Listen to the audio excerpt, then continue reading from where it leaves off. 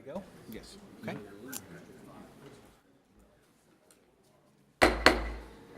Folks, if I could have your attention, please, I'd like to call the Planning Commission meeting together for Tuesday, October 24th. I'm Kevin Jeffries, Chairman, and before we get started this morning, I'd like to ask if you have a cell phone with you to either turn it on vibrate or turn it off, please, so it doesn't interfere with the cameras in the courtroom. And if you would, join me for a Pledge of Allegiance.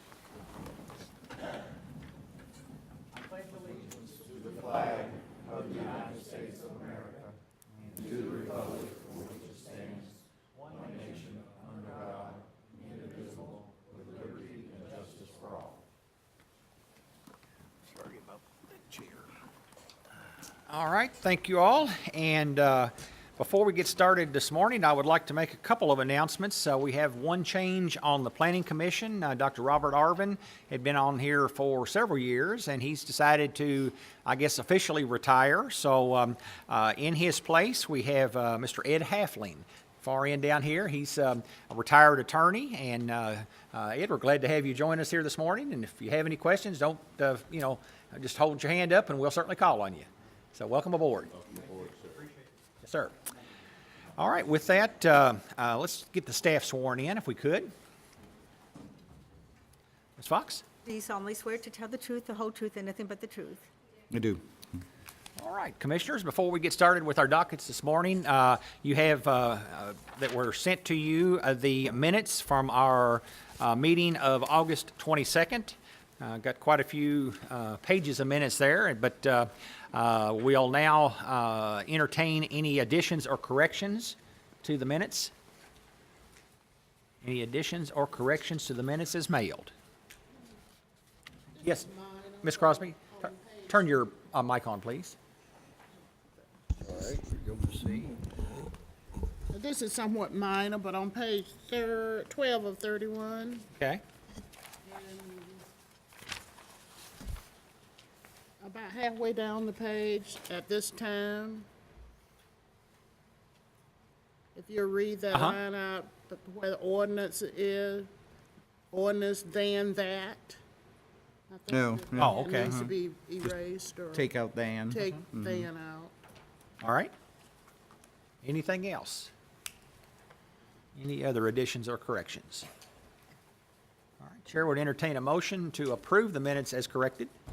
Yes, sir. So moved, Mr. Chairman. All right, do we have a second? Second. Okay, multiple seconds. All right, with that, we'll just do a voice vote. All those in favor of approving the minutes as corrected signify by saying aye. Aye. All opposed, no. Okay, the minutes from August 22nd have been approved. All right. He's here? Okay. All right, we are ready for our first docketed item, and I'll call on Ms. Fox at this time to read that first item, please. Docket PZ 17-027. Application has been filed by Carroll's LLC for the approval of a development plan on approximately .90 acres. The property is located at 6402 Claymont Crossing, Crestwood. The current zoning is C3 General Business District. Tabled from August 22nd, 2017. Okay, and before we get Ms. Veman to introduce the docket, I would like to, this was tabled at our August 22nd meeting, so we will need a motion to place it back on the table. So moved, Mr. Chairman. Mr. McWilliams moves that we put the docket back on the table. Do we have a second? Second. Okay, multiple seconds. All right, with that, it's non-debatable, non-amendable, and we'll just take a voice vote. All those in favor of placing docket PZ 17027 back on the table for consideration signify by saying aye. Aye.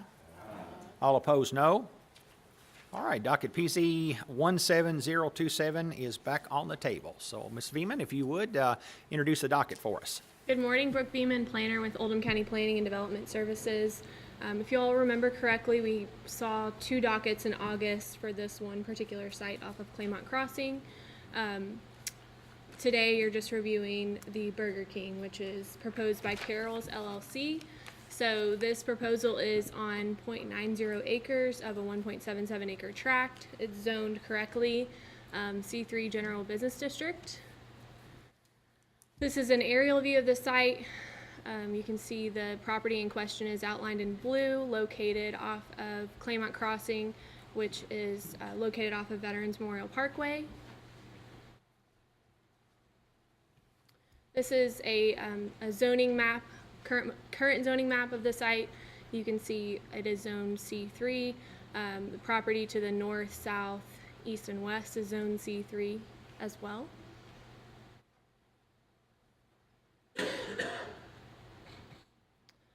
Some site history. On January 28, 2003, the Planning Commission approved a zoning map amendment from R2 and CO1 to R2, R4, and C3, as well as a preliminary plan for a development known as Claymont Crossings.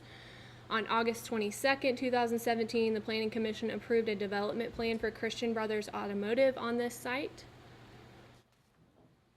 I'll run through this quickly because you have seen this before, but I just wanted to remind you that this was a wholesale development plan. So whenever these commercial lots came forward, the gardens of Claymont Springs were proposed, single-family homes were proposed, and then you see where the villas of Claymont Springs currently is, that at one time was single-family homes as well.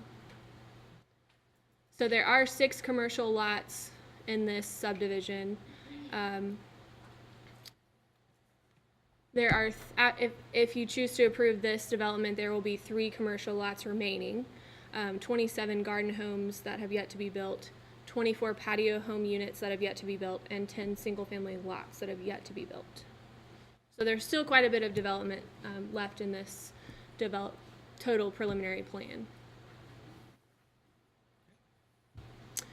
So just to remind you, it is zoned correctly. Drive-through restaurants are permitted use in C3 zoning district. We did adopt section 39040, a new site plan review procedure. So under this new procedure, Burger King is a category 3 development, meaning they create more than 100 peak hour trips, requiring TRC and full planning commission review, along with a traffic impact study. So this is the proposed development plan. You can see Burger King will be the portion that is located directly off of Claymont Crossing. So there are 2 ingress and egress points proposed off of Claymont Crossing. There's a 30-foot access easement through the Burger King tract that will serve the Christian Brothers that was approved in August. So no direct access off of Veterans Memorial. The minimum amount of parking spaces required for a restaurant with drive-through is 22 spaces, and the applicant is proposing 31, so they meet that requirement. Burger King has proposed 17 permeable parking spaces so that the site will remain in compliance with the impervious surface requirement. And per TRC comments, the applicant has agreed to provide a maintenance schedule for the county engineer to review. And that will be done at the construction phase. Burger King's revised photometric plan does not exceed 0.2 foot candles at the property lines or 8 foot candles on site. Per staff's recommendation, the poles will be 12 feet tall on 2 foot pedestals, so 14 feet tall total. And this was because it is surrounded by some residential to the west. And we wanted to make sure that they were not having any light trespass onto those properties.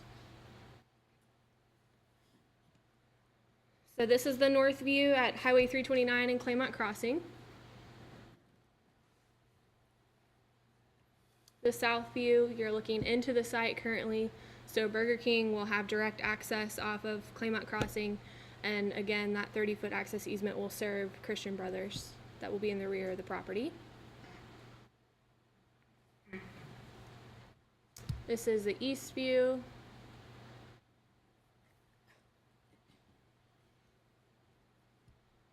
And this is looking into Dragon Drive, the entrance to the school campus. This is the west view looking into Claymont Crossing. You can see there is an existing curb cut that serves Republic Bank and Red Pepper and a couple of other commercial properties. West view. And you can see some of the existing patio homes from this site. It sets up at a little bit of a higher elevation. And this is just zoomed in to the gardens of Claymont Springs, which is the patio home development.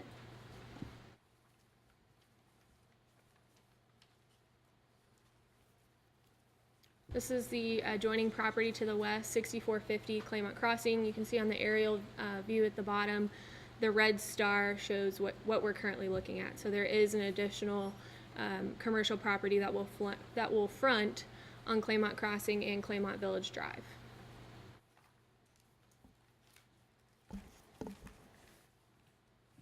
These are adjoining properties to the west, 6005 and 6001 Overbrook Court, part of the Gardens of Claymont Springs development.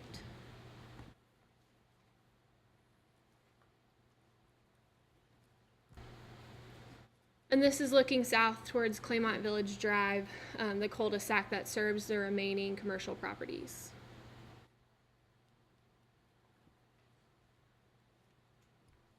This is a view from Dragon Drive, the South Oldham campus, looking into the site.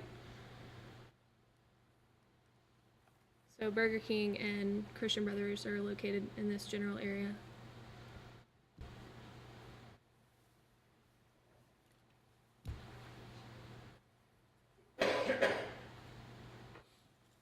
So in summary, docket PZ 17027 application has been filed by Carroll's LLC for the approval of a 2,811 square foot Burger King on approximately 0.90 acres. All the binding elements were the same as proposed from August. There is an additional binding element regarding lane improvements on Highway 329, but I will wait to discuss that after Paula has given her presentation on the traffic study. Okay.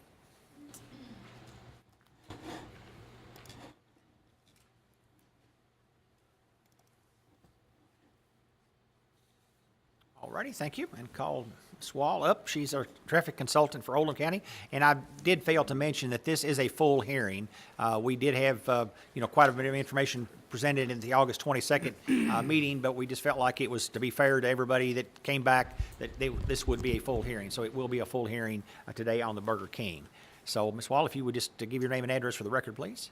Paula Wall with Neil Schaefer, 200 Whittington Parkway, Suite 205, Louisville, 40222. The applicant prepared a traffic study, and our office reviewed the study along with the state. Overall, the review of the study did not indicate any substantive errors or discrepancies in study methodology, data, or capacity analysis. Just to let you know, we did go through several iterations of the study. That's one of the reasons we've pushed out the hearing a little bit. The applicant had submitted an initial study. It went through a couple revisions based on review, and they did submit their final study a couple weeks ago, which both myself and the State Highway Department has done a final review. Summarizing the study's conclusions from the report, the eastbound approach, which is the Claymont Crossings side street, and specifically the left turn movement, will suffer poor levels of service for both existing and proposed conditions, with the exception of the AM, which is a level service E, which is borderline to an F, and all other analysis reveal a level service F for this movement. The proposed levels of service remain similar to the existing conditions in the design year, with Claymont Crossings approach below level service F. To improve the level service or delay, 329 bypass is proposed to be restriped in the vicinity of the site in order to incorporate left turn lanes onto Claymont Crossings as well as Dragon Road, also a right turn lane. And because the intersection is slightly offset, there'll be some careful consideration in implementing those improvements. As part of the development potential solutions to improve the intersection operation, a signal was evaluated but was not considered as a final mitigation because it likely will not meet the traffic signal warrants, the legal warrants per the State Highway Department for installation of a signal. The state also gets a little bit into that in their comments as well. The applicant provided schematics of the road improvements. These are hard to see, they're in red. But basically, you're familiar with Veterans.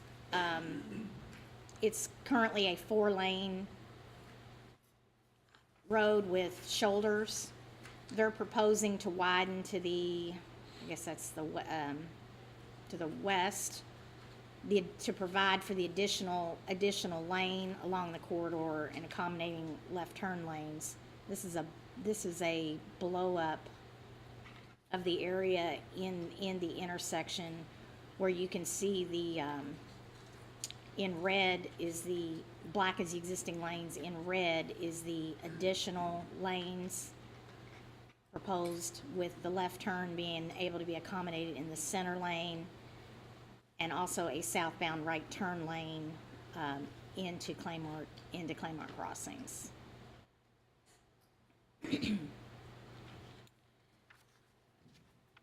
That is the schematic that was submitted to the state, and this is a summary of the email the state sent just yesterday, that basically their comment on the traffic study and those road improvement schematics.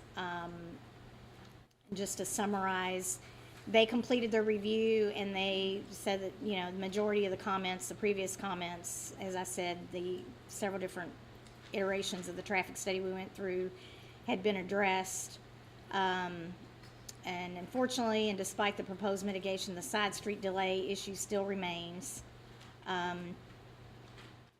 They also ran an additional analysis assuming a signal at that intersection, and that does mitigate the delay of the side roads.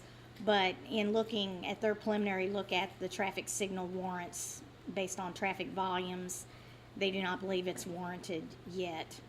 But they were basically okay with proceeding with the turn lane improvements only.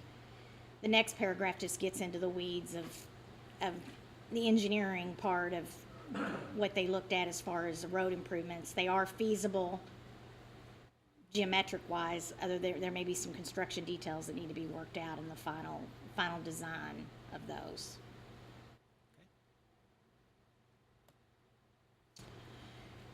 To summarize, the analysis indicates poor level of service F and significant vehicle delay for the Claymore Crossing approach under existing and future traffic conditions, both with and without the Burger King.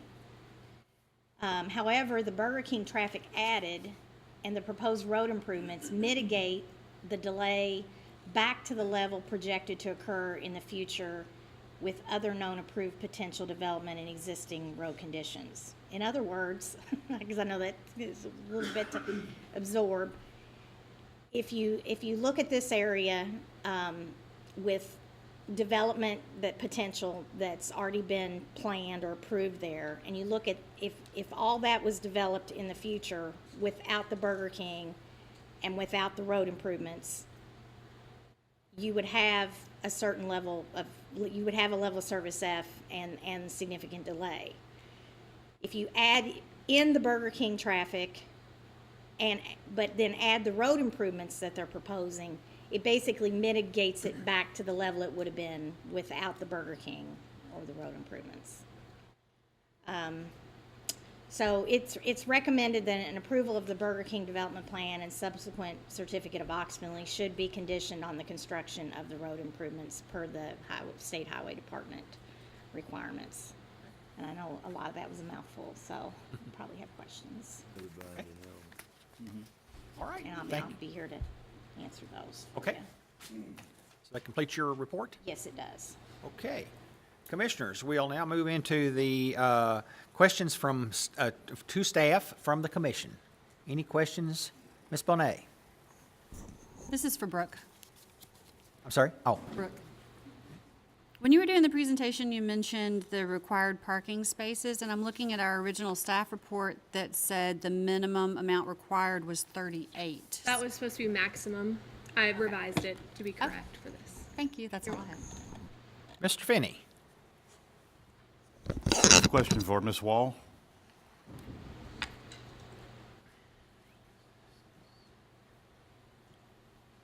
In traffic studies, are signals ever warranted for pedestrian safety reasons? Well, you have to, the state won't approve a signal preemptively. So they have to have there's several different criteria. There's like 8 warrants. Typically, the state looks at 2, which is a traffic volume warrant and crash history. So those issues are considered, can be considered in some of those warrants, but they're usually not the main criteria for installation of a signal. Okay, thank you. Yeah. Yes, sir, Mr. McWilliams? Paula, just stay where you I'm just gonna stay here. are. Could you bring up that slide showing the turn lanes again, please? And I'm specifically thinking about, my question has to do with Dragon Drive. Right here is Okay. Dragon, right here. That's, yeah, let's leave it there for a sec. I thought I heard something about a turning lane into Dragon Drive. That would be this right here, this left turn lane. Oh, left turn, left turn. Arrow would be easier to see. Finger on this, okay. there. I'm not good at this. But if you, now, go ahead. How do you get Now, out? that is currently, if I'm correct, and certainly subject to correction, but that is currently a one-way out and one-way in. It's a right out and a left in, yes. Well, it's all Or movements right into. in. It's not striped that way. It's wide enough to be a right turn in or a left turn in, but there's not a left turn lane. So correct. these improvements would create a left turn lane that she just circled. Well, you're ahead of me as usual. Okay. Yeah. This entrance doesn't have striping, it doesn't have signs saying no entry, it doesn't have anything other than when you come out, there's a curb making you go right only. And of course, that's going to be real important, that curb to go right only, because when we get, if and when, we would get a restaurant over there that would be attractive to kids, and this one certainly would be. Their movement would be, what is the quickest and most direct way over there, and it's not to take a right and go down and turn around and come back up. It is to shoot straight across. So, I don't know to whom that concern needs to be addressed, whether that's a state issue, whether that's a school board issue. Well, it's both. Okay. And I'm jumping ahead to the maybe conclusion part, but if you choose to approve this and if they agree to make these improvements, we're setting up at least part of a condition that improves turning movements altogether.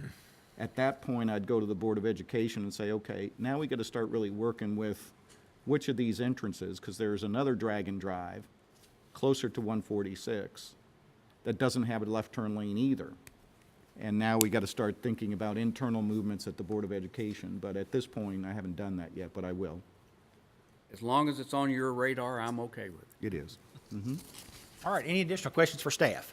Mr. King? Thank you, Mr. Chairman. Ms. Wall, this is a follow-up on the last, but with respect to the Dragon Drive egress, right turn only, that configuration is to remain? Yes. Okay. Thank you. That's all I have. All right, any additional questions for staff before we move into the presentation? Well, let me clarify that, the answer. It's to remain unless traffic signals were added, in which case it would be removed.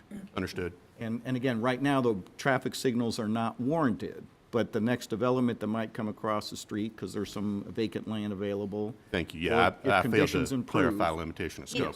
Yes. Without a signal, And yes. it does also help people trying to turn left out of Claymore Crossing, because it does take that movement out of the decision, Right.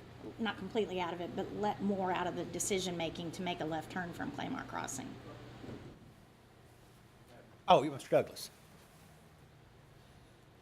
So you're recommending striping it, or the state's recommending, or we're recommending striping it, a left turn into Dragonfly off of Veterans Parkway?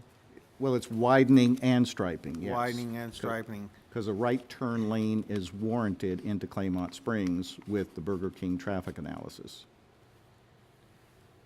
So they would need to widen 329, put in a right turn lane, and that would give enough pavement to then put a left turn lane into Dragon Drive by just striping it. And you can do that the way it's configured, because I know you said that right now it wouldn't be configured to do that unless the approval of the school board. I mean, who owns that piece of right-of-way there? The state, the school state, board? Sure. So Yes. so the state would have to refigure it, or the county? It's or- widening on the opposite side of the road. It's Oh, not I'm widening. not, the I'm not school. talking about Veterans Parkway Okay, widening. I'm talking sorry. about that entrance into Dragonfly. Okay, sorry. Because the way it's situated now, it's hard to make a left turn into Dragonfly off of Veterans Parkway. Right, If you and do, we- you're gonna run into the curb and you just can't do it. Well, again, this would be improved to do that. And who would make that improvement? Well, I'm not really sure because we don't have engineered drawings. Wait, But- you're talking about the left turn from Veterans into the school? Right.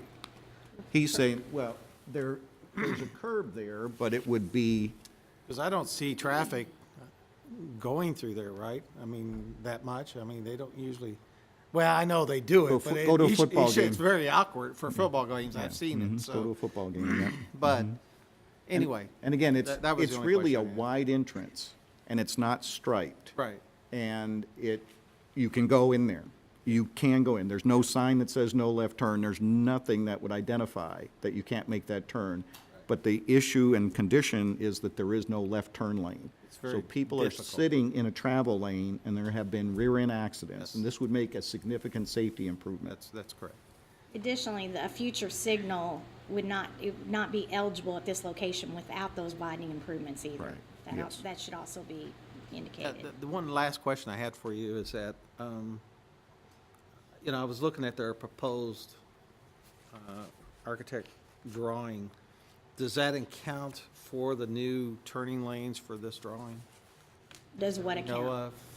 Have these been revised? No, this would be a Showing the- condition that they would have to meet the state's state's requirements for turn lanes and comments and, get an encroachment permit and, yeah, Be a separate set of plans. separate set of plans. And my understanding too, on the second entrance, is that approximately like 100 feet from the main entrance across from where the other, Not sure the school entrance? And drive, you mean? no, now I'm talking into Claymont Springs Drive, where you turn into Burger King. Oh, you're talking about, It's on the development plan. Because there's that proposed second entrance for the, I guess, auto place that's gonna go in. Is that approximately 100 feet, or, it just seems like it's very close. That's the one you want. Mhm.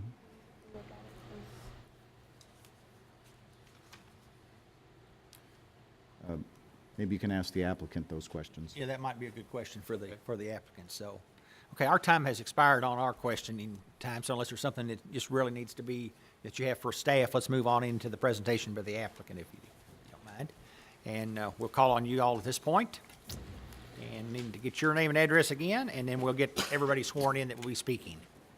My name is John Trites. I'm an attorney with Stalkeen and Ogden. I represent Carroll's in this proposal. Mr. Chairman, members of the commission, may I introduce Amanda Aldridge. She's the real estate director for Carroll's, and you've seen her before, and she knows you all, and knows the staff well Let's here. get both of, if Yeah. both are going to speak, And then Stephen Sewell, he's the traffic engineer. If you could both. anyone else that's going to be speaking today on I think behalf? these are the only two who are going to be speaking today, unless Okay,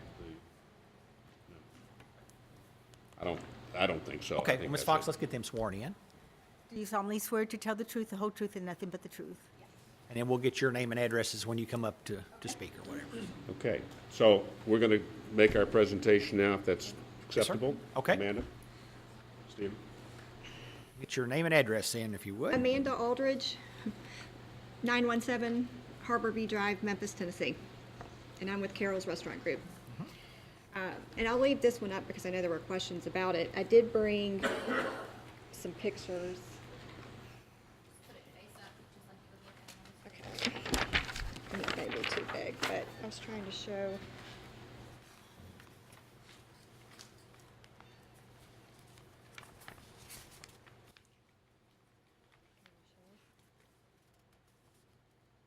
just some of our standard elevations, which I think most of you, We'll get you to come a most little of bit you, forward, I yeah. know, I'm not, you're not, I promise, this is the last time you're going to have to ask me that. I think most of you probably know our standard prototype, although I'd be glad to answer questions about it. This would be a 2,800 square foot building. Our trash, everything will be up to the building, not back, sitting out like a lot of QSRs tend to do.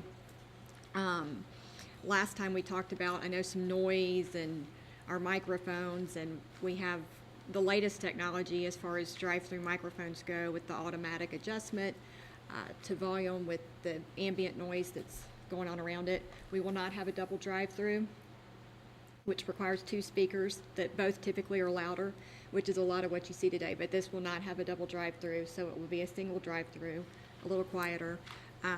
And part of what I wanted to say was, yes, it's Burger King, and yes, we are a Burger King franchisee, but I work for Carroll's, and we're very proud of the Carroll's brand and the Carroll's system, and that's what, I want you guys to see, that we want to be a part of the community. We want some folks to join the Carroll's team and get in our system and grow within our company. So, I suppose that's about it on maybe the presentation of just what we come to offer. Stephen Sewell handled all the traffic studies for us, which you've heard all of that, but what I also wanted to present was that Carroll's is offering to fund this turn lane and striping and all that kind of good stuff. We haven't gone out and gotten bids. We have a general idea of what it might be, but it would be a pretty substantial contribution to the community to do this, and we're willing to do this. So I wanted to put that out there and let that be known that we're willing to do that, and understand that that would be a condition of approval. And so we ask for your approval with that condition. We want, traffic flow is everything to us too, safety, and it's a staple in our business, access. So, but Stephen here is the brains of traffic, so if you have technical traffic questions, Stephen can help with that. And You have anything that you'd like to present? Let's get your name and address first, please. Stephen Sewell, Palmer Engineering, 400 Shoppers Drive, Winchester, Kentucky. I guess the only thing I would add is that we did go through several iterations with the state. We did propose a signal, and they said that it wouldn't meet the warrants, which basically meant they wouldn't approve it. And we did look at traffic before, without, like Paula mentioned, with the Burger King there, without it, without the development. And as she mentioned, you do have issue today turning left out of there, and you'll have that issue in the future with or without anything there. So the improvements that they're proposing, the turn lanes, will be a benefit for traffic flow on the bypass, and will help with the side roads also. Okay. All right. Does that kind of complete your application? yes, sir. Okay. We'll have an opportunity here just a little bit for questions Okay. from the commissioners, and so, that is everything that y'all Yes. wanted to present to us Yes. this morning? I'm sorry? That's the returning. Yes. Mr. Do you have anything else, sir, that you'd like to add at this point? Represents everything that we have presented. Okay, let's Since get this- back up a little bit closer to the Yeah, microphone, of please. course. And let me add, my address is 500 West Jefferson, Louisville, Kentucky. I apologize for not filling in that blank. Okay.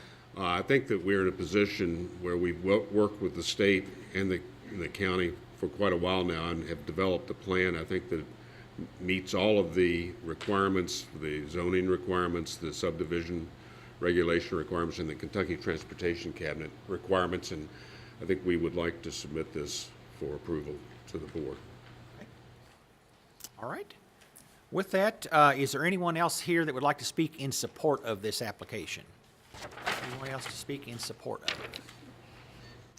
Okay. Seeing no one, we'll now move into testimony and questions. I'm sorry? Oh, I'm sorry. Mr. Clayton.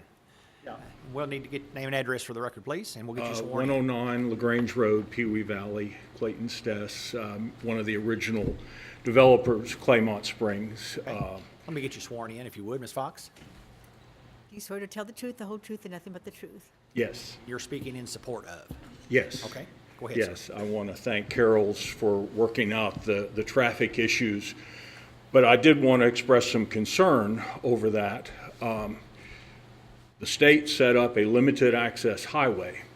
It should be no surprise to anyone that at these limited access points, there's going to be development. And as development comes on board, it's going to create some turning issues, some traffic light issues, some other traffic issues that will need to be addressed. The idea that you're going back on an approved development and asking someone to pay for the improvements at that particular intersection is rather disturbing, I think unfair, and business unfriendly, if not downright business killing.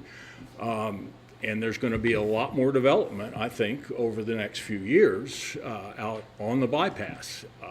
It was planned that way. And for the state, and I don't know what influence this board might have or if that becomes a political issue, but somehow I think the point needs to be made to the state that it's their highway, they planned it, and the fact that it's developing some traffic issues should be no surprise, and that they ought to have some ability to come in and take care of these issues without going back to the developer or new businesses that we're trying to attract to the area. So anyway, that was an observation. I'm very happy this worked out. Okay. Thank you. Thank you, sir. Yes, sir, are you speaking in support of? Yes. Okay, come on forward, please. Let's get your name and address, and we'll get you sworn in. Jason Miller, 11300 Ridge Road, Louisville, Kentucky, 40223. Ms. Fox, if you'll swear him in, please. Do you solemnly swear to tell the truth, the whole truth, and nothing but the truth? I do. Go ahead, sir. I am the landowner and the agent, and we have owned this land for 10 years, and we are excited that we've found 2 purchasers for the development that's coming to Crestwood, and also a purchaser that is willing to do the improvements because there's already congestion on the bypass. And so we are for this. We've had the land since December of 2007 and held it for 10 years, and we're excited now to be at this point. Thank you. Thank you. All right, anyone else to speak in support of? Seeing no one else get up, we'll now move into testimony and questions by those opposing the application. So if I could get the folks that would like to testify or have questions, would you stand up at one time, and we'll get everybody sworn in, and then we'll get your name and address as we move forward. Okay? Ms. Fox? Do you solemnly swear to tell the truth, the whole truth, and nothing but the truth? All righty. And if you want to come, it looked like you're the only one standing up, so. Thank you. Thank you. Name and address, please. My name is Charles Dennis. My address is 6001 Garden Spring Court in Crestwood. I apologize, these comments will be a little bit repetitious from the August meeting, but I've been asked to represent according to Mr. Jeffries. So I'll start out. My name is Charles Dennis. My wife and I have lived at 6001 Garden Spring Court for more than 10 years. We're lifelong Kentucky residents, and we've lived in Oldham County for a total of 30 years, so we've been here for a while. I'm here today as an adjoining property owner of the proposed Burger King commercial development on Claymont Crossing. My concerns include increased traffic, litter, cooking odors, nuisance lighting, detrimental visual impact, potential for increased crime, potential for losses in home property values, and subsequent difficulties with home resale. So I have a number of concerns.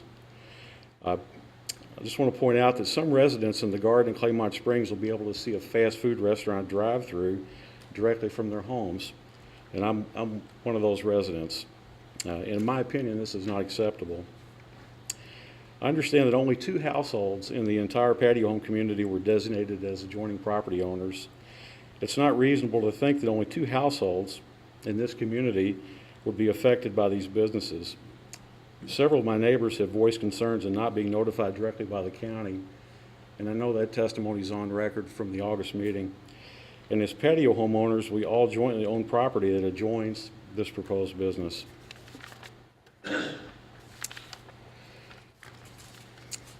I'm concerned about the impact of traffic flow and traffic safety at the intersection of Veterans Memorial Parkway and Claymont Crossing. As you all know, Claymont Crossing is already used as a cut-through linking Potts Lane, Central Avenue, and Veterans Memorial Parkway. A couple things that I did not hear addressed in the traffic study, and please correct me if I'm wrong, was the traffic island at Veterans Memorial Parkway and Claymont Crossing.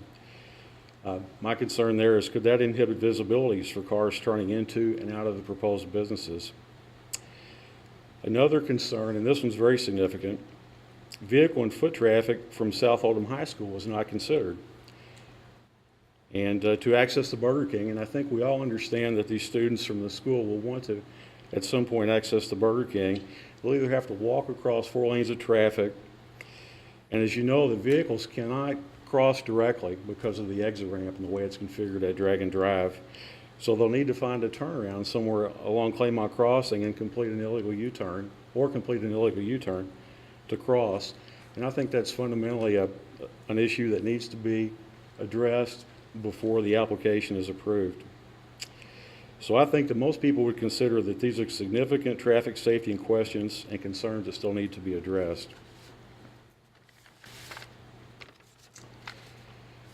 As an adjoining property owner, lighting and signage contribute to detrimental visual impact. And as a nearby resident, I'm concerned about the Burger King sign that I've heard proposed. It's a 7-foot sign mounted on a 13-foot pole along Veterans Memorial Parkway. Quite honestly, I consider that to be an eyesore. I asked about the sounds emitted by the Burger King drive-through speakers at the technical review meeting that was held several months ago. I understand that the business of proposing putting in the latest technology drive-through speakers. My question would be, without a binding element, what is to keep the business from changing that level of technology in the future? I did find one community that regulated the sounds emitted by drive-through speakers, and I have forwarded that information to Oldham County Planning and Development Services. Please understand that I'm concerned about the times between 6 and 8 a.m. and about the times between 9 p.m. and midnight, 7 days a week, as I live very close to that property. And without a binding element, we have little to no recourse to do anything should this become a problem. I inquired about potential cooking orders from the Burger King and learned that the county has no plans to address this issue. Again, this leaves property owners like me with little recourse should this become an issue in the future. So I urge you as a planning commission and fellow county residents to carefully consider my input and carefully consider imposing additional binding elements on this proposed business application. In summary, I'm asking for binding elements on noise and odor, on the use of low-profile signage along Veterans Memorial Parkway, and on additional requirements around traffic safety at the intersection of Veterans Memorial Parkway and Claymont Crossing. I'm also asking for a binding element to receive a landscape barrier at the developer's expense on the Gardens of Claymont Crossing property so that we can effectively block the view of this business as it's being constructed. Thank you for being here today, and thank you for hearing my input. Thank you, sir. All right, I didn't see anyone else stand up a while ago, but I'll ask again, is there anyone else here that would like to testify or have questions opposing the application? Okay. We'll now move into Commissioners' questioning of the applicant and those opposing the application. We have 30 minutes. Any questions? Mr. Finney. I have a question for Carol's.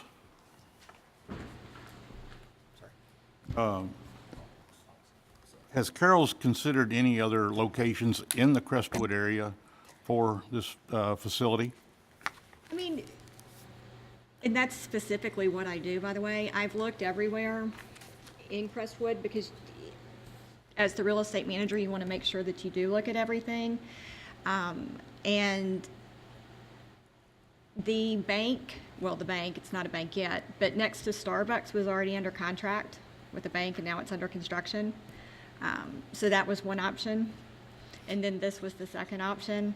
I mean, I know that there may be some other places along, I forget the name of the highway that McDonald's is on, along that area.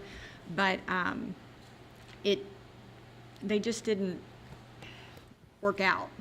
So it was really this site, which for me personally, I think is the best site and place for us, and it was zoned for our use. That's the number one thing that I look at, are sites that are currently zoned for our use versus going in and trying to rezone, and because we want to fit in and go where uses like ours were planned, if that makes sense. But so really the only other site a bank already had next to Starbucks near the interstate. So other than that, it really was this one as far as I looked at everything, but as I investigated and kind of vetted them out, this is where we fit. I know there was a little tiny triangle piece kind of up the way, but we didn't fit on it. So I did look at other things. Okay, thank you. Thank I you. also have a question for the traffic engineer.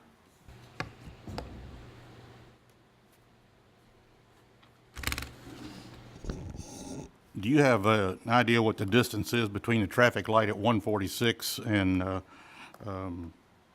Veterans Memorial Parkway to the entrance to Claymont Crossing? I do not have that distance. Okay, do you know what the speed limit is between that traffic light and the entrance at Claymont Crossing? It is the speed limit on the bypass? On the bypass, yes, sir. The bypass speed limit is, I believe, let me make sure I say it correctly. It's 55 miles an hour. Okay, is there any concern for children leaving the school grounds after school during ball practice or whatever they may, band practice, whatever they may be having, and want to scoot across 5 lanes to get to Burger King at that location?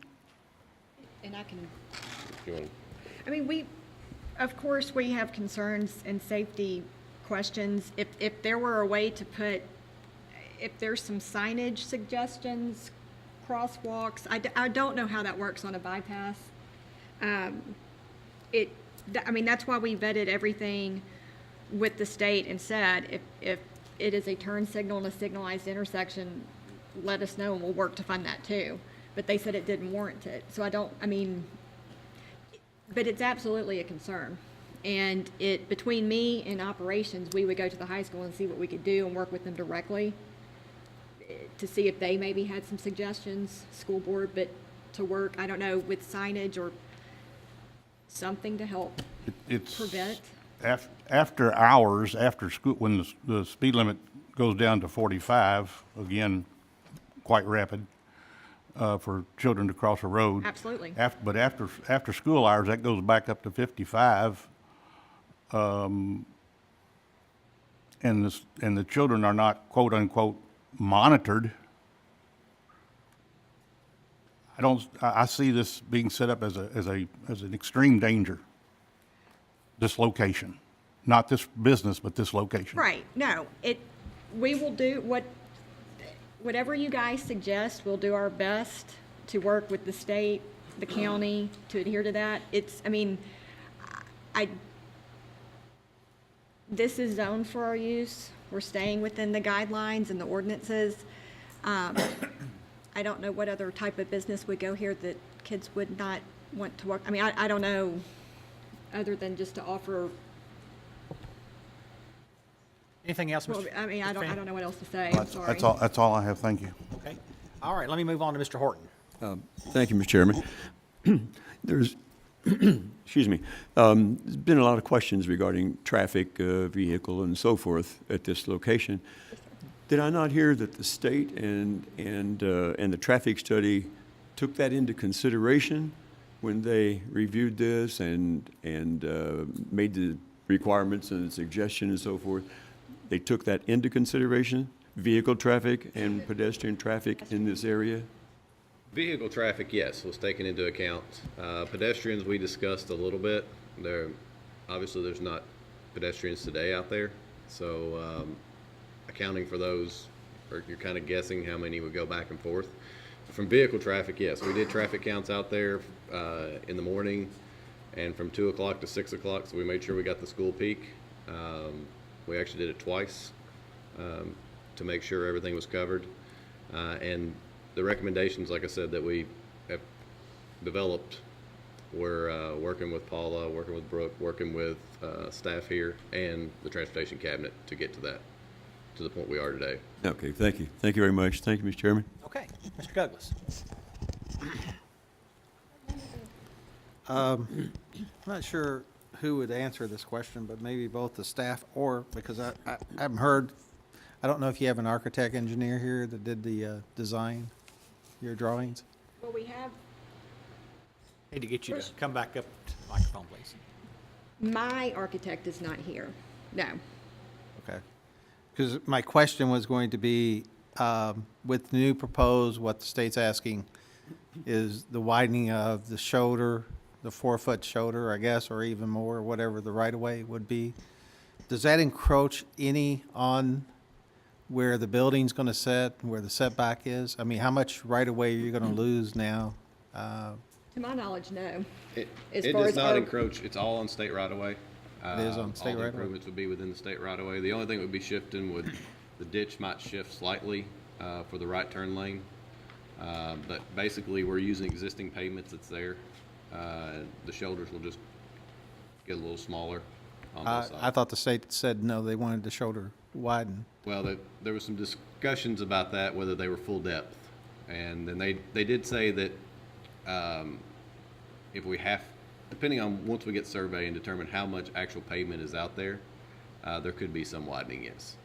So the staff and Carol's will ensure that the setback stays with where the building is set back on the architect design, or? Yeah, the setbacks are all outside the right-of-way, and they meet, the right-of-way's not changing. Okay. Every improvements are within the existing right-of-way. Okay. Right. I guess you won't be able to answer this, but my question was earlier was the second entrance, you know, where the auto mechanic shop is going to be, appears to be about 100 feet on the drawing. No? Is it more than that? I know you're counting from, So at least 140 feet. is that I the measured total, with the though? scale. That's the total of the 30-foot entrance? I'm talking from one entrance to the other entrance from side by side. You're talking about from this access easement to this commercial entrance? Yes. So this is 78.64 feet here. Correct. I did this based off the scale. So if you look at, this is 20 feet, this is 40 feet. Sorry. You look at, this is 40 feet. Okay. Put your marker there. There's probably, if this is just a guess, but at least another 25 feet. That's over 140 feet. Okay. And I guess that's what I was going to ask the architect engineer. Because of the widening of the road and the shoulder length, will those entrances be shift any? The right of, if you Anticipate- look at the Let the, right of way, Let the applicant answer that if you Yeah, would. Brooke, I don't have an let the engineer, applicant do so- it. Okay. No, they will not be shifted. Okay. Right, again, all of the improvements are within the existing right-of-way. Well, that's what I so the- figured, but I just wanted to make sure because the realignment of the ditch, I knew that when I looked at the plan, and I haven't spoken to the stormwater, our stormwater manager, but I didn't know if that ditch is going to create an issue on that entrance where that right-of-way is. Will that drive shift any, and without having to update or revise architect designs, I don't know if it will or not, so. If this were approved, then they would get into all the construction documents, Correct. and that's where all the details get worked Right, out. and that's where engineer gets Yeah, involved. at this point, it's planning level, Okay. so not specific. So, and again, it's all within the state right-of-way, all permitted by the state. Okay. My last question would be is, do you have any answers to what was raised by the opposition? Any concerns that they raised? As I said last time, as far as our signage, we're within code, and as I put out there a couple months ago, I would be glad to work with the neighbors. I mean, my information's out there. No one has contacted me in those 2 months. Or landscaping. Alright. So. Mr. Horton, you have something? Okay. Just one quick one, since it was brought up by one of the gentlemen up here. Did the state offer at all, which sounds like a silly question, at all to help pay for this kind of thing since it's on a state highway? No. And I can answer that. The state never does that. You know, any improvements just because the state owns the roadway, I mean, if there's traffic volume and capacity, there are a number of projects that we work on as a county to make improvements for capacity, but when you're dealing with a proposed development, we've never seen the state or the county put in turn lanes or traffic signals. It's all based on. I didn't expect that, but I wanted to be sure that it was somewhere on the record. Yeah. Thank you. Thank you. All right, any additional questions from the commission? Okay, Mr. McWilliams. You almost missed out. Oh, I know it. Probably should have. I think I'm going to address these to appropriate staff of ours, to include Mr. Urban. Okay. Are you aware, any of you guys aware of any binding elements regulating sound? Is that anywhere in our plan, our comprehensive plan? We don't have a decibel meter, and we don't usually have any real check. It becomes part of our nuisance ordinance if there are excessive sounds, and you know, typically that would involve code enforcement, but we've never had a code enforcement case regarding sound. And that, of course, is after the fact. Right. Okay, so the answer, I guess, would be no. What about odor control? Same answer. Same answer. I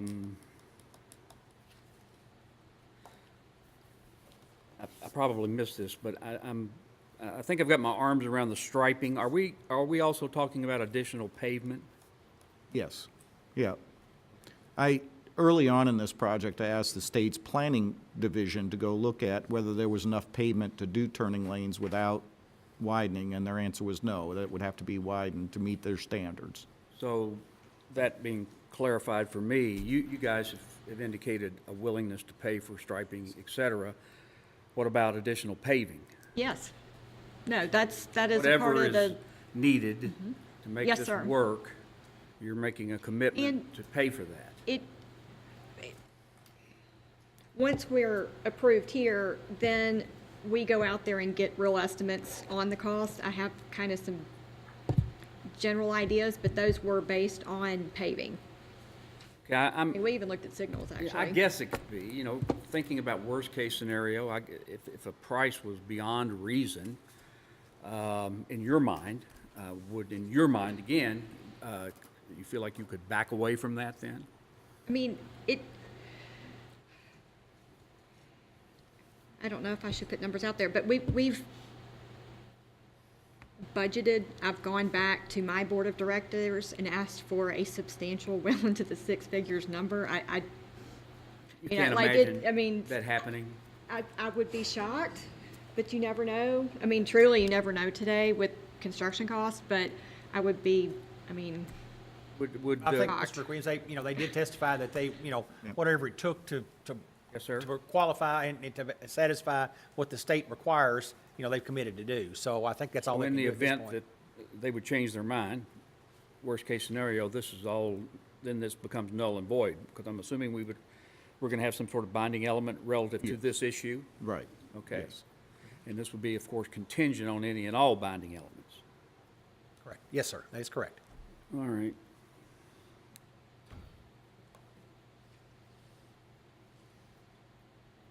Anything else, sir? I don't think so. I have real concerns about the kids. Okay. Well, let's get into that. I don't want to get into testifying. Right. Exactly. Ms. Smith? Are all the improvements to be made to the road, if this passes, is all of that contingent on opening the door to serve the first French fry? It would be based on, we wouldn't issue a certificate of occupancy or certificate of completion until all the improvements are made. So the answer is yes. To me, this is an attractive nuisance, and I don't know whether everybody's assuming that the teenagers are going to drive to the Burger King, or whether they're gonna walk. I just assumed Be they careful might walk, not to but testify. I just wondered how everybody, I'm thinking of walking, and I didn't know whether that's an accurate assumption on my part. Well, like I say, just be careful about, I am. don't testify, so. I but yeah, will. Okay. But. You have a question, I guess But would be. all the improvements on the bypass are to be in place before the doors are open for the certificate of occupancy. That's the proposed binding element. Okay, thank you. Okay, and Mr. McWilliams, Mr. Finney had his hand up first, then I'll come back to you. Absolutely. Mr. Finney? I've struggled with this question, but I've got to ask it. What would be the effect to Carroll's if one child was injured or worse crossing Veterans Memorial Parkway to get to your business? I don't know. I mean, I don't Is there, know. is, We've not is there, ever had is, that is there issue. even, That's kind of a, I I don't. understand, but is there even a liability issue here? Well, every business is an attraction to somebody. We could go all day long and make examples of why we should or shouldn't, and everybody's responsible for their own decisions regarding driving or walking to a location. And it's hard to have this discussion about one in particular when I've got 6 in my head that I've seen students walking from other school campuses to existing businesses crossing streets and not at crosswalks. So, I mean, I understand the concern for pedestrian safety. I don't have a problem with that discussion, but to speculate on impact of a business, we could say that right now there's no turning lanes going into Dragon Drive, and every time there's a rear-end collision there, why aren't we responsible for it? Why isn't the state responsible for it? And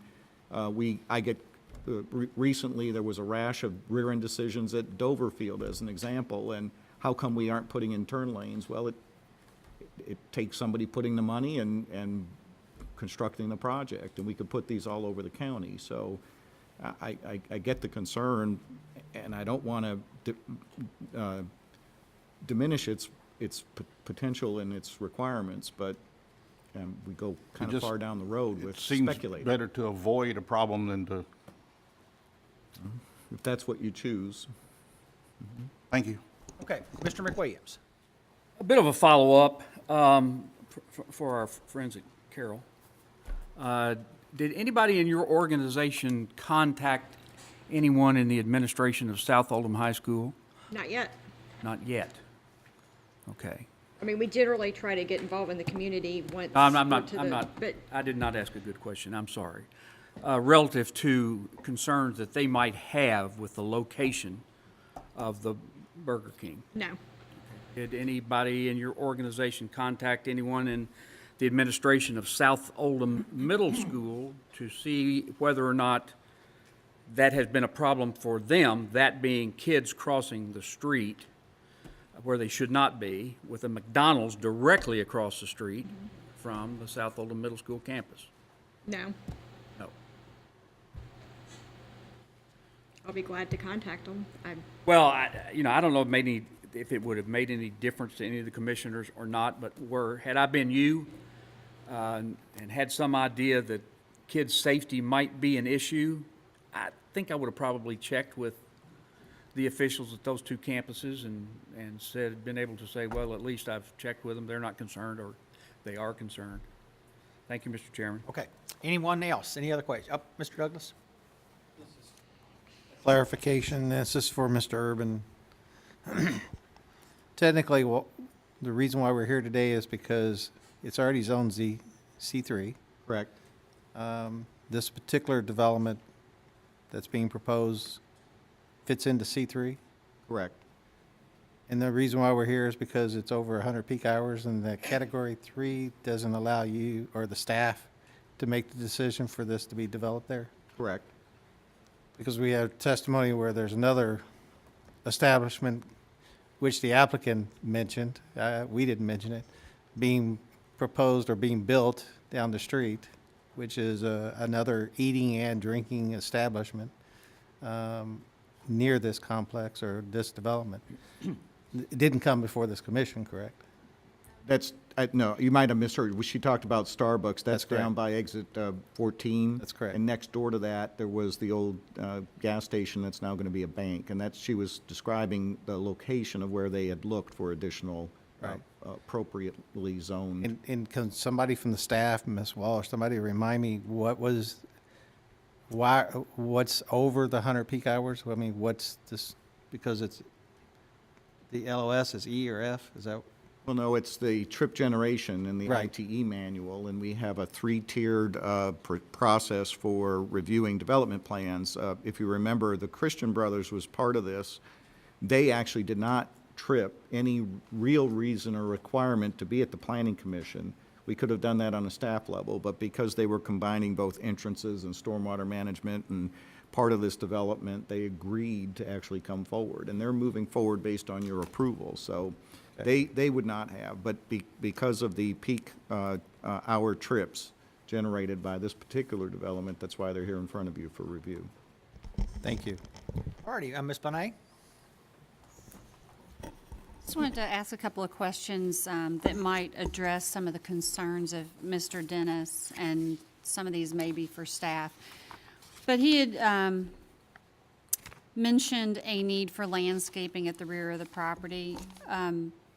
When I look at this site plan, only the rear corner actually is abutting the property.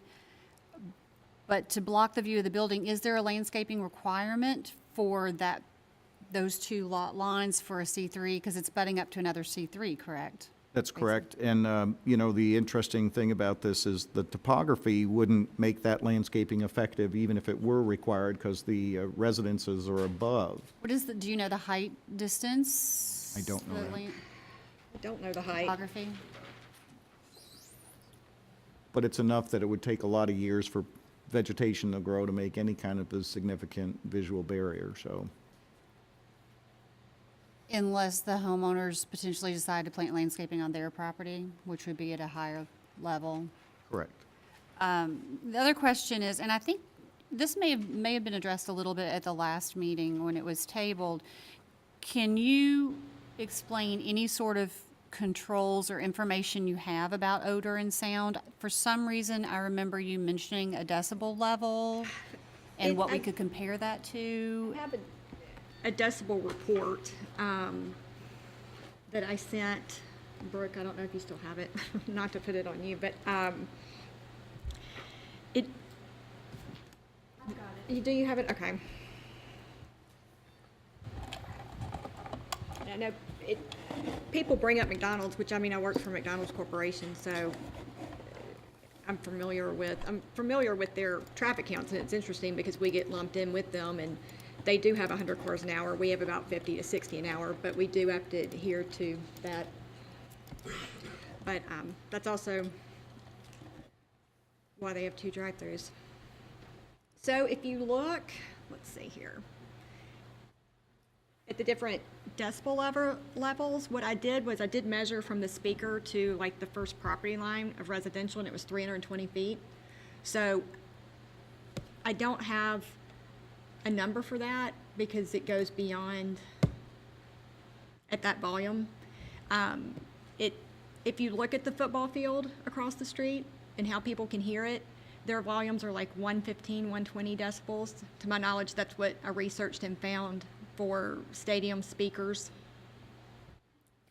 Just Just to for kinda a general person, the distance from the speaker is 32 feet and the decibel level is 54. Well, that's showing, let's see. That's what saying can- if you stand 32 feet away from the speaker, yes. But to give us a general idea, what else is 54 decibels? I mean, I personally don't know what 54 decibels is. So if you take,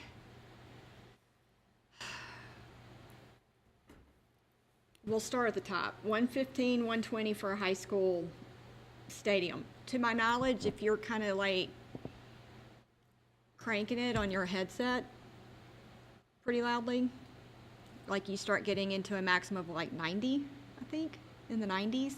Don't quote me on that, but to my knowledge, that's loud. Like that's kind of your loud end, if you will.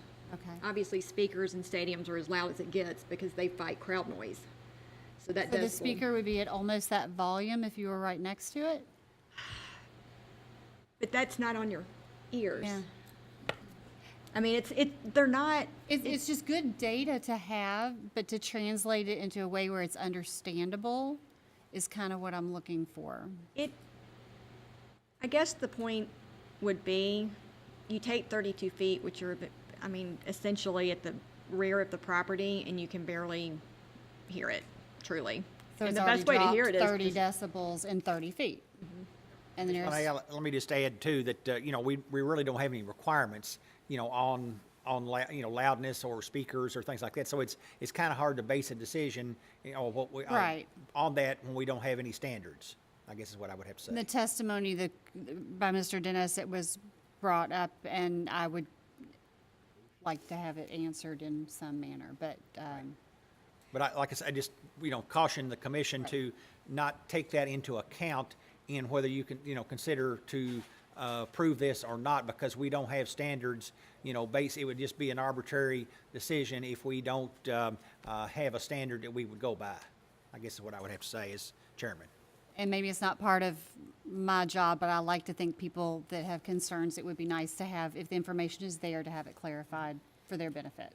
Yeah, I'm not saying it, not important to have the information out there, Right. but just to base a decision on it, it Correct. would be, could be considered I completely agree. Thank you. One quick, if you notice the distance from outside speaker, the second table that talks about the AVC, and that's that automatic control and how much it drops based on sounds around. So if there are cars whizzing by and it's traffic and school, then it's at one level and it automatically drops to 60. I will know that the next time exactly what 60 sounds like, the next time I get asked that. And all of this information fascinates me, so I want to learn it and be better at answering these questions. I guess the biggest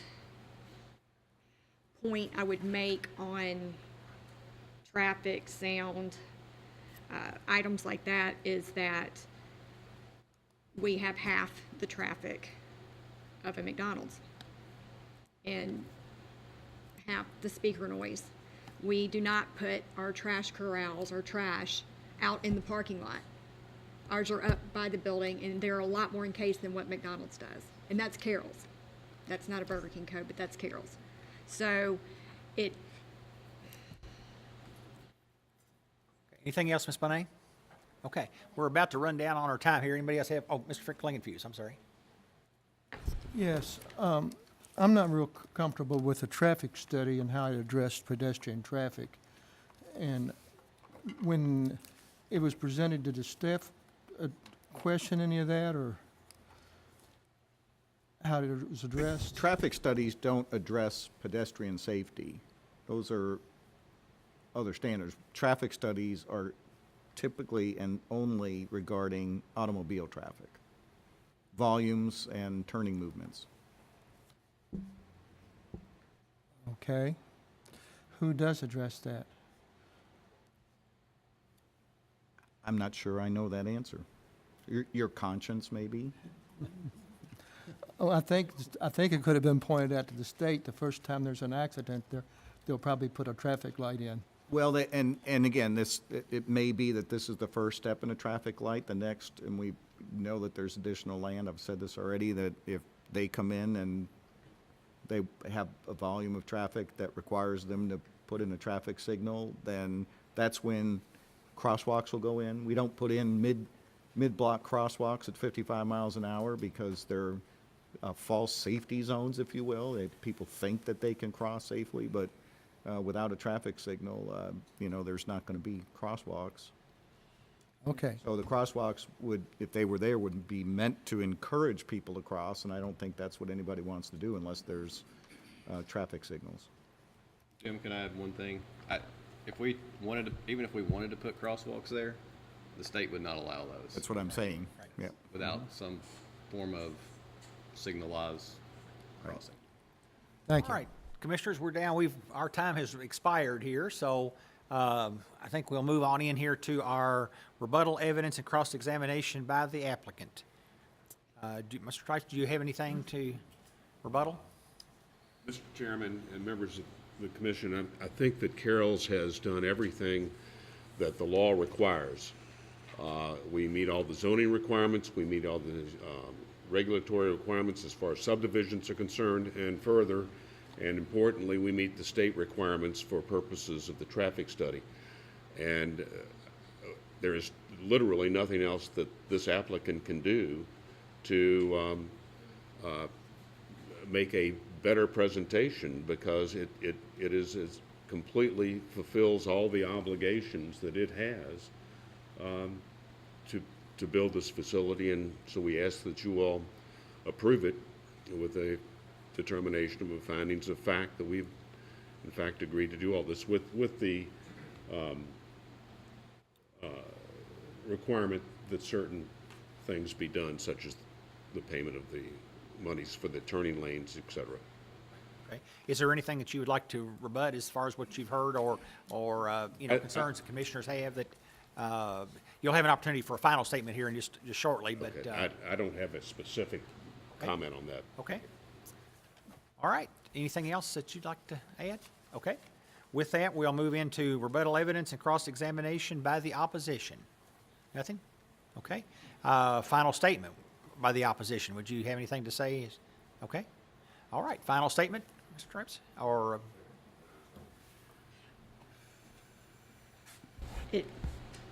We want to be a part of this community, so I'm asking that you give us that chance, and that's really my final statement. okay. Thank So you. that completes your application That now? completes my application. Okay. All right, let's see here. On this docket PZ 17027, that is, the application has been completed. And with that, I'll, as always, ask Mr. Urban and Mr. Tates what we need to consider at this point, and have him outline any conditions of approval. I'm going to ask Brooke to put up on that screen, there were 7 proposed binding elements. Okay. And I think they were written well enough that we'll refer to that. What the application is consideration of a development plan, and of course, you have in your staff report, as always, proposed motions, and for either approval or denial. The binding elements are up on the screen. I'll read them out loud. First, there shall be no changes to the development plan without approval by the Oldham County Planning Commission. Second, site lighting shall be shielded and aimed away from adjoining properties. The next is site lighting shall be 0-foot candles at the western and southern property lines and shall not exceed 10-foot candles anywhere on site. The next is a landscape plan must be submitted for staff approval. All lane improvements on Kentucky 329 bypass shall be installed per KYTC's criterion before a certificate of occupancy is issued. And then the last one is the development plan must comply with all established state and county ordinances and requirements at the time of approval, and no building permit shall be approved until all standards are satisfied. So those would be the proposed binding elements should you choose to approve this development plan. Okay, and Mr. Combs, I think I said Mr. Tate a while ago, but Mr. Combs, is there anything you need to add? He stated it properly, and Okay. just to make sure that any statutory requirements and subdivision regulations are commented on in the motion. Okay. And you'd have to state reasons why you would approve or deny. All right, with that, hearing from the staff as to what is required at this point on the consideration of a development plan on approximately 0.9 acres under docket PZ 17027, the chair would now entertain a motion on the proposed development plan. Mr. Horton. Thank you, thank you, Mr. Chairman. Given the fact that we have to make decisions on the presentation and on the facts that are presented today, rather than what we would really prefer personally, I'd like to make a motion to approve the docket PZ 17027. The applicant has provided a professional traffic study which outlined the potential problems and the mitigation to improve the intersection, and that would make this development acceptable in that area. I can find nothing in in opposition to the comprehensive plan, but in fact, the plan does comply with goal T-1, and let's see, that is objective number 2, having to do with access and easements and openings and driveway design, and LU-1 and LU-1-1 having to do with planned growth and review processes, and then item 3 of that section, LU-1-1, having to do with new development and meeting levels of service and standards and mitigation. And I would like to include all 7 binding elements as noted. Okay. Mr. Combs, is that adequate? Adequate. Okay. Motion on the floor is been said is adequate, and so at this point, I would entertain a second. Mr. King seconds. All right, now any discussion on the motion to approve docket PZ 17027, which is development plan? Ms. Bonet. On our previous staff report, it mentioned a binding element concerning a sign permit application. Is that covered under binding element 7 now? Yes, yeah, that all, it must comply with all of the regulations. I just want to make sure that Yes. that was included. Thank you. All right, any further discussion? Mr. McWilliams. Chairman, I have a question. During discussion, is testimony allowed? Testimony?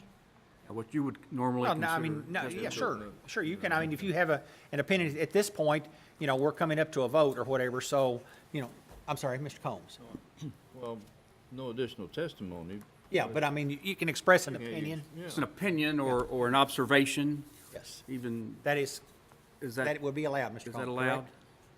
I see a nod, yes. Okay, well, I know that there are several commissioners, myself included, concerned with the safety issue and kids, not only vehicular traffic, but also foot traffic. I am somewhat familiar with that campus and some of the issues that go along with traffic on that campus. I can tell you that if there's a potential issue, what the administration at the school would do, anything from ignoring it to aggressively trying to tackle it. There's only one way to prevent foot traffic going down Dragon Drive, and that is for the administration at the school to say there will be no foot traffic on Dragon Drive.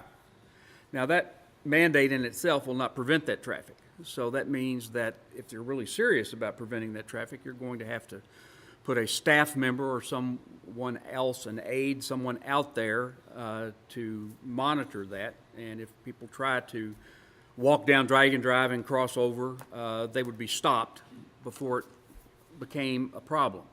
The issue is extracurriculars. There are lots of extracurriculars that take place in monitoring foot traffic there. I do know that it is an issue with South Oldham Middle School, with McDonald's directly across the street from that. I have witnessed it myself. There is a crosswalk down there, and I know the kids are told to go to the crosswalk, press the button, and wait to cross. Depending upon their mood, Just some be will go careful down. about testifying, I mean, as far as, you know, relating personal, what, you know. So I can't say that I have seen that. Would that be testimony? You shouldn't be getting into that. You should restrict your comments to the evidence that's been presented here today, and you have a right to disagree with that, but not to go forward and give other. I think I probably crossed that line already, Mr. Combs. Well, Thank you. it's They discussion of gave the you some- motion. They gave you right. some latitude. Yes, and- they, and- yes, they and did. so- I appreciate the reining in, but anyway, And this is a it's a discussion on tough the motion to issue. approve. It's a tough issue. It's going to be, but schools have to deal with those things.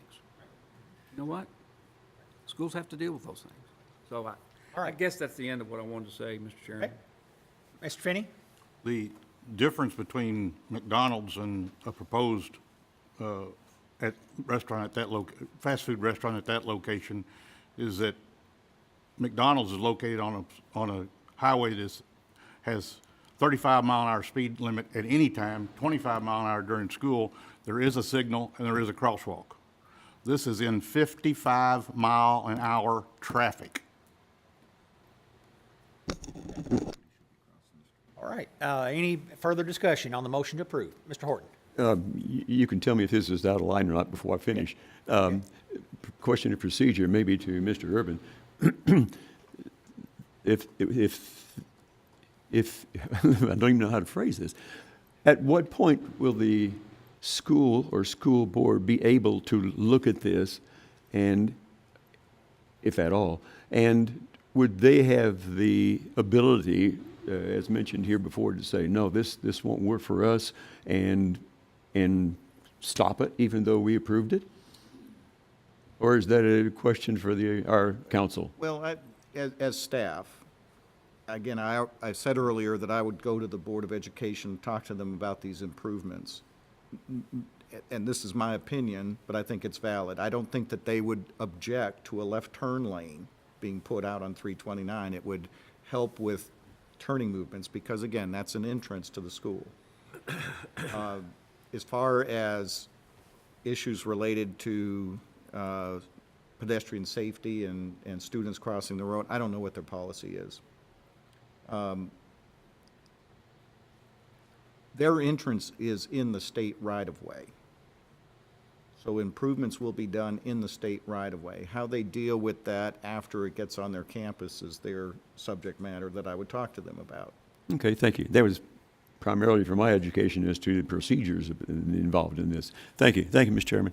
Ms. Bonet, further discussion? This is more of a question for staff.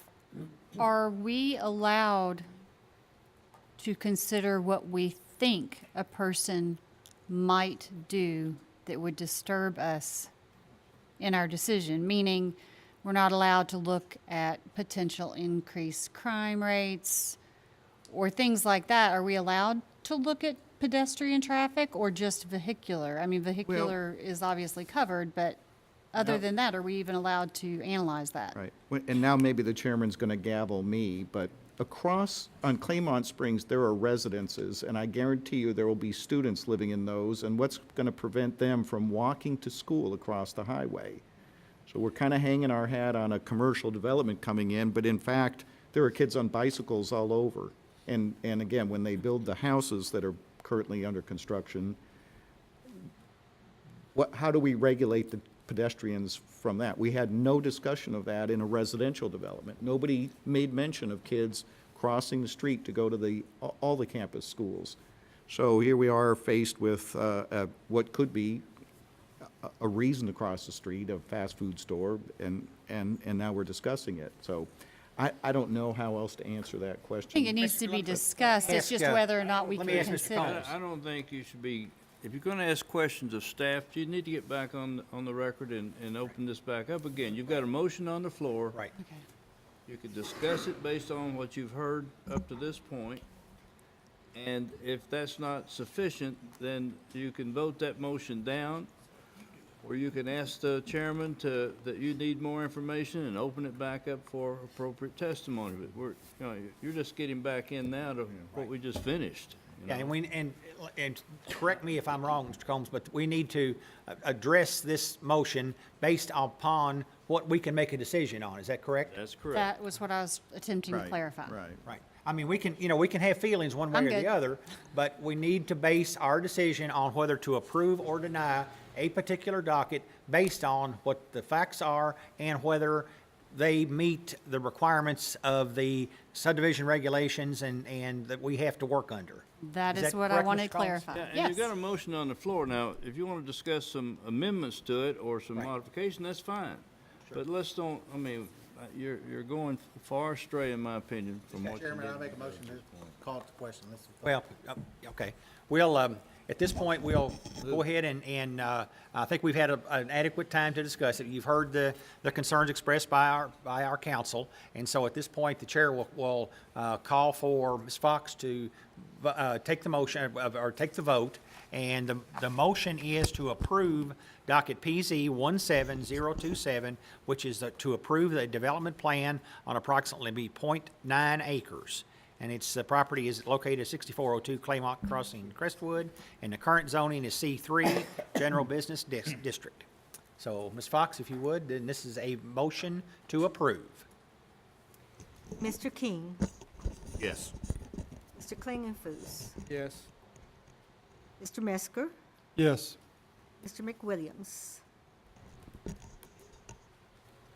Yes. Mr. Neal, Yes. Ms. Smith, Yes. Ms. Bonet, Yes. Ms. Crosby, Yes. Mr. Douglas, Yes. Mr. Finney, No. Mr. Halflin, Yes. Mr. Hampton, Yes. Mr. Horton. Yes.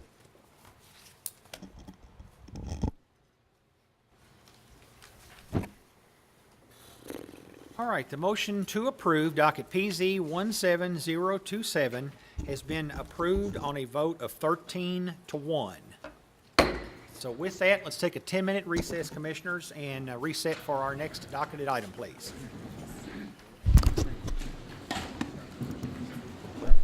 It's 12.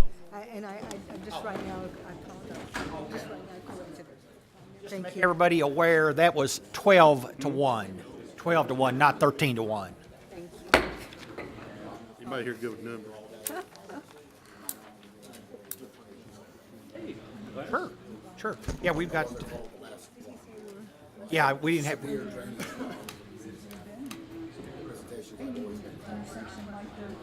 oh, okay, okay.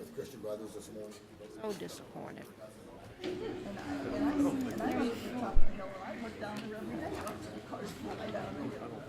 Oh, that's kind.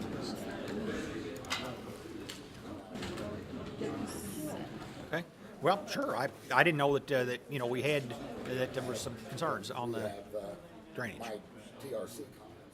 Mhm.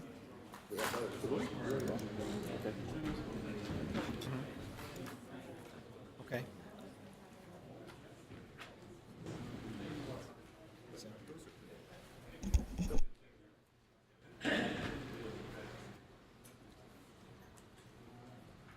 Congratulations on your wife. That's impressive. And of course, the first thing I said was, did he run too? Because I thought you all usually, you did used to run together.